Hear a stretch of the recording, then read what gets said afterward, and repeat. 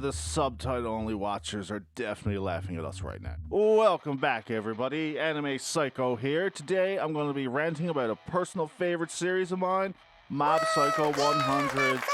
Be sure to like, comment, and subscribe. Okay, first, let's start by addressing the fanpy in the room and talk about the voice acting fiasco.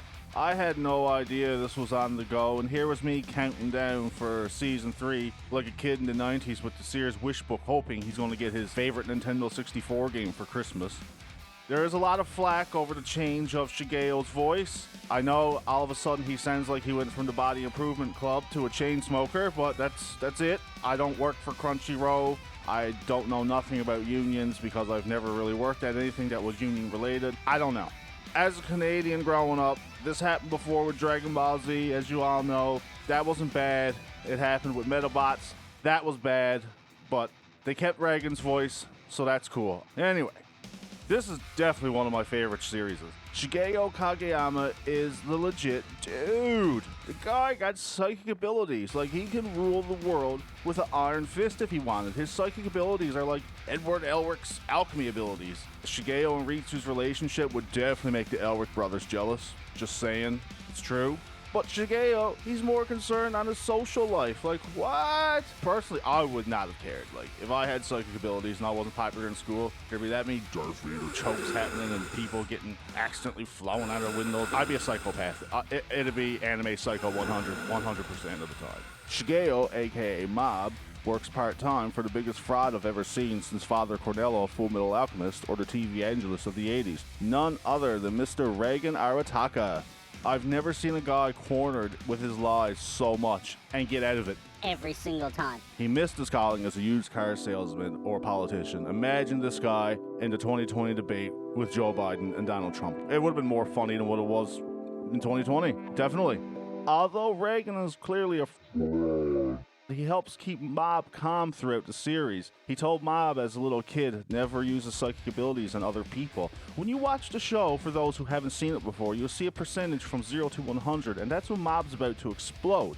When Mob explodes, it's like the A-bomb went off. Things that trigger him is when people hurt his brother Ritsu, who later on in the series gets psychic abilities too. Mob also has a little sidekick that he fought at episode 3. I like to call him Crooked Casper the Ghost, Dimple. Dimple serves as a lot of comedic relief as well. Season 1 had a lot of comedic relief compared to Season 2. In Season 2, you really see Mob develop who he is. Now, let's go back to Season 1. It's hilarious when Ritsu gets kidnapped by Claw and you see how useless Claw really is. It's even funnier when Reagan shows up at the headquarters for the 7th Division. It's like watching an adult walk into an underage drinking party to find his underage child loaded. He's just like calling everyone out, calling them frauds when they're clearly better psychics than Reagan because Reagan's not a psychic of any sort. It's hilarious. Season 2, however, really shows how Mob wants to develop. As we know from Season 1, Mob joined the Body Improvement Club so he can have better physical strength. You see the poor dude faint after running like 5 meters, but that's okay because he's determined to get better.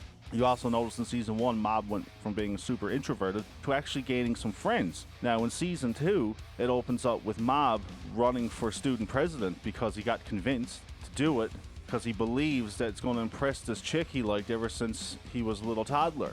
Unfortunately, Mob froze in the speech and he got last place, which led to a girl named Emmy asking him out on a date. But you later finds out that it was a dare from her douchebag friends just to pick on Mob.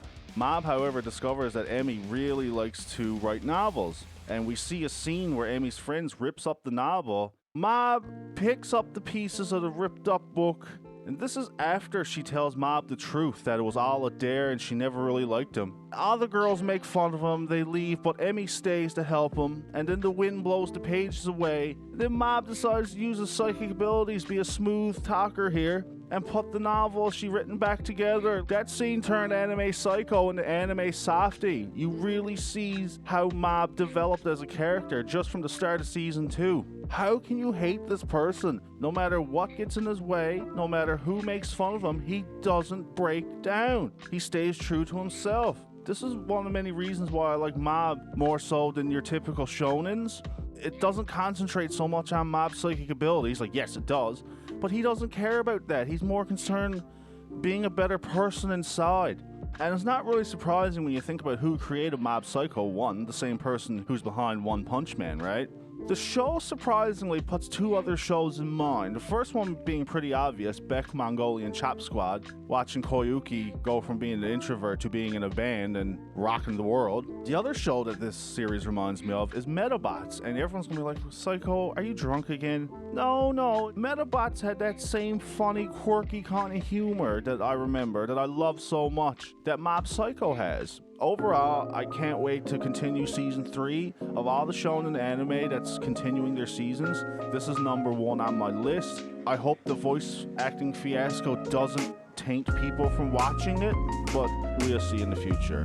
Anyway, that's enough for me. Anime Psycho, peace and out.